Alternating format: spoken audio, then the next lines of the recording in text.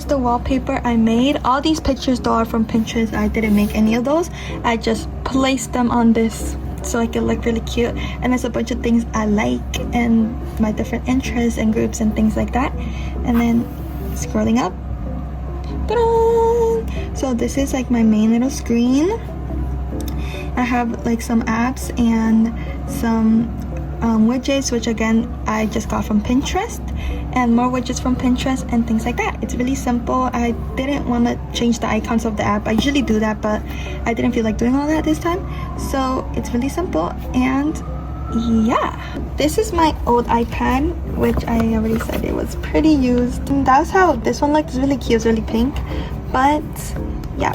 Anyways, now I gotta transfer the Apple Pencil. Now it will go to this one. This one is like one of the very first generations, so it's pretty outdated, but it still works for me. And there it goes.